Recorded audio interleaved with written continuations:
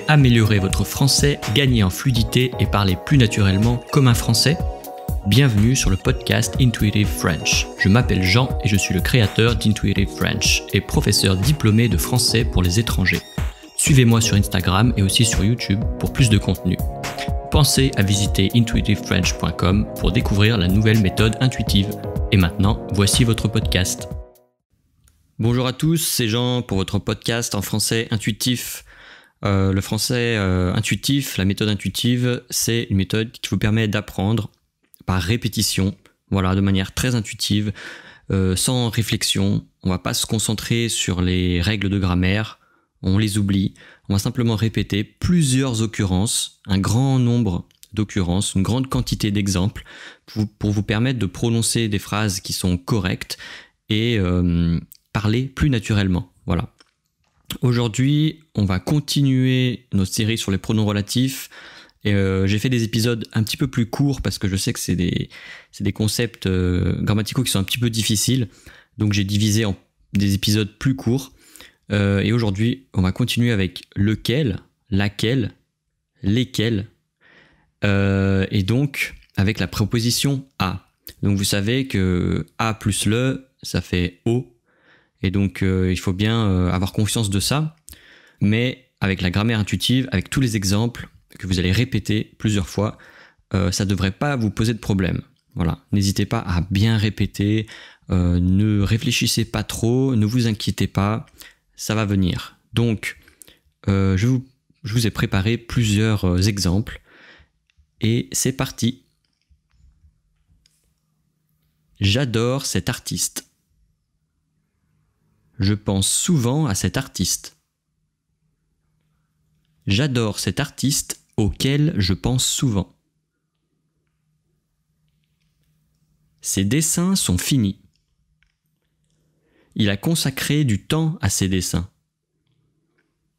Ces dessins auxquels il a consacré du temps sont finis. C'est un détail auquel personne ne fait attention.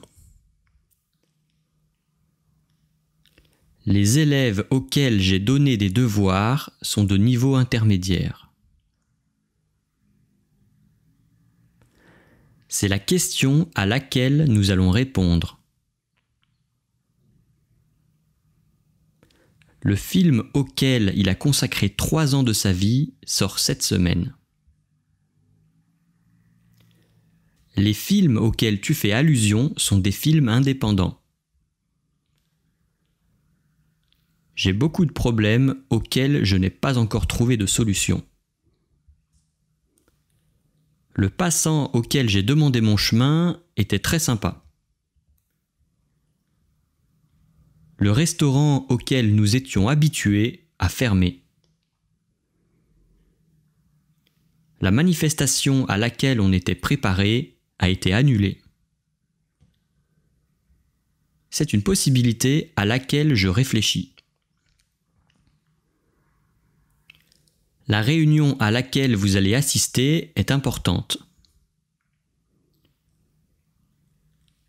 Le club sportif auquel nous avons adhéré recrute de nouveaux membres.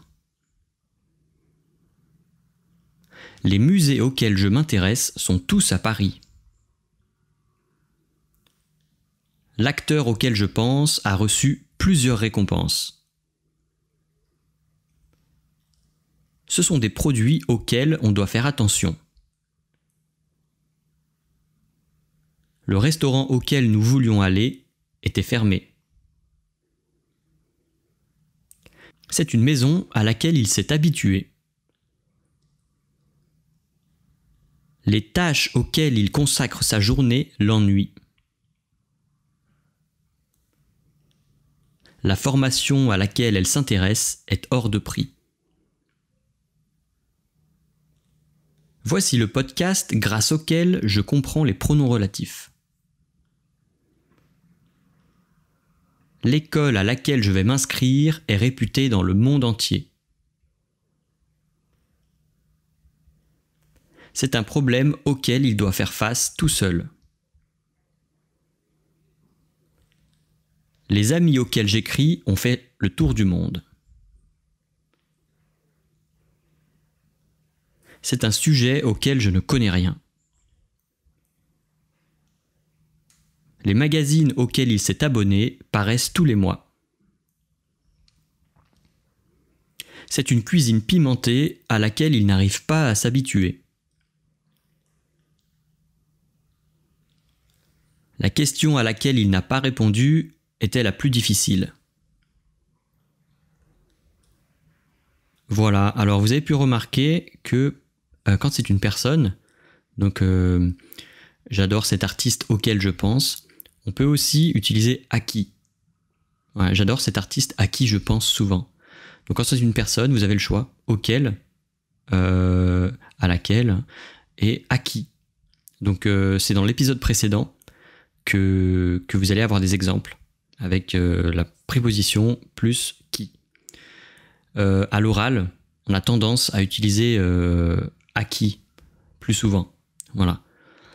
On va continuer la prochaine fois.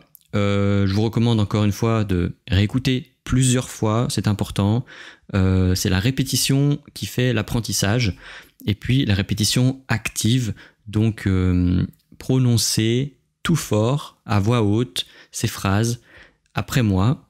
Et regardez la transcription si vous voulez savoir exactement ce que je prononce, si vous n'avez pas bien compris. Transcription qui est disponible sur le site.